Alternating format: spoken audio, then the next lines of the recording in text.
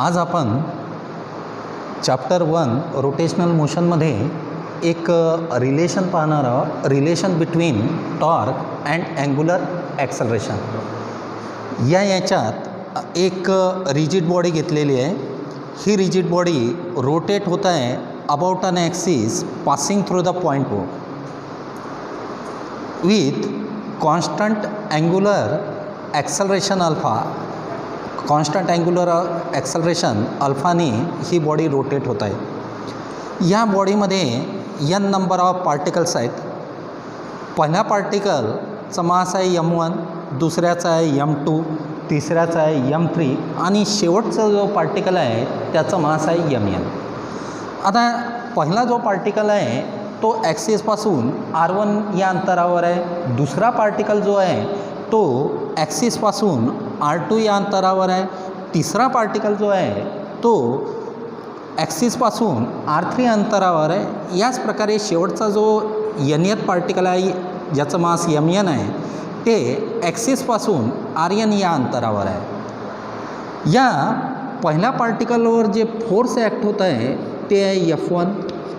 दुसऱ्या पार्टिकलवर force act होत आहे ते आहे F2. तिसऱ्या पार्टिकलवर फोर्स ॲक्ट होत आहे ते आहे F3 आणि शेवटच्या पार्टिकलवर जो फोर्स ॲक्ट होत आहे तो आहे Fn. आता पहिल्या पार्टिकलसाठी linear acceleration of first particle is given by A is equal to R into alpha. Force acting पहिल्या पार्टिकलवर जो फोर्स ॲक्ट होत आहे तो राहील F1 is equal to m1 into A1.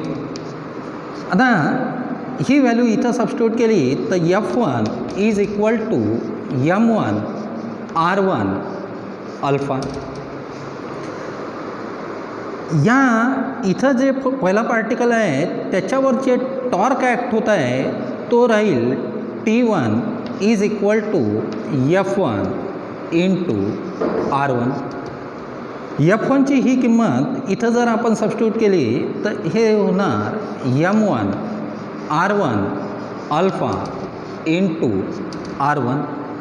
तर T1 is equal to m1 R1 into R1 square into alpha.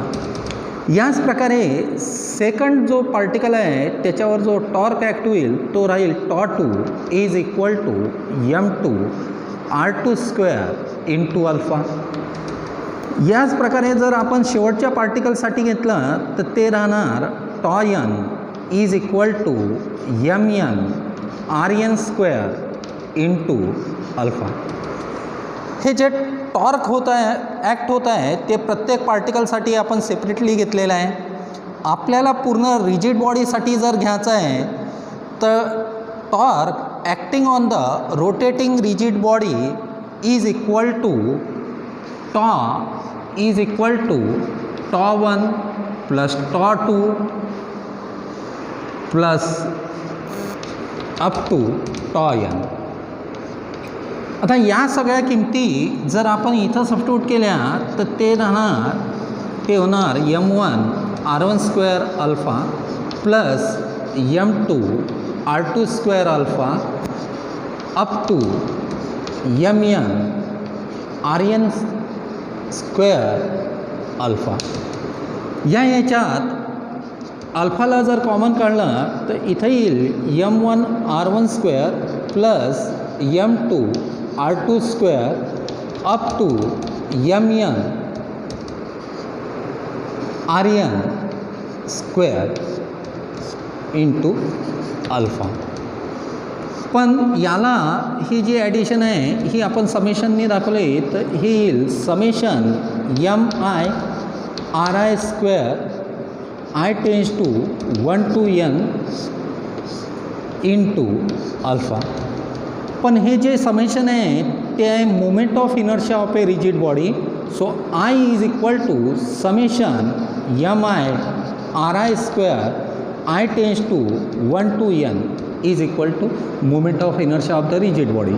He value इथं आपण substitute केली तर tau is equal to I into alpha. So this is the relation between torque and angular acceleration. ठीक आहे.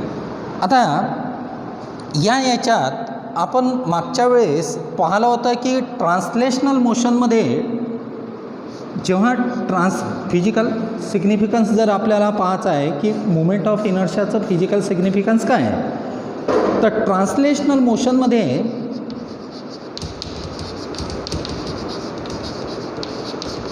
Motion याच्यात force is equal to mass into acceleration. Rotational मोशनमध्ये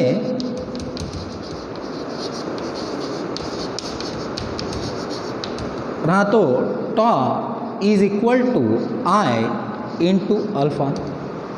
याच्यात physical significance आपल्याला moment of इनर्शियाचं दाखवायचं आहे, तर जी किंमत फोर्सची ट्रान्सलेशनल मोशनमध्ये राहत आहे तीच किंमत टॉर्कची रोटेशनल मोशनमध्ये राहत आहे. तर force in the translational motion is analogous to the torque in the rotational motion. त्याचप्रकारे acceleration in the translational motion is analogous to the angular acceleration in the rotational motion. Similarly, hence the mass in the translational motion is analogous to moment of inertia in the rotational motion. हे त्याचं physical significance आहे.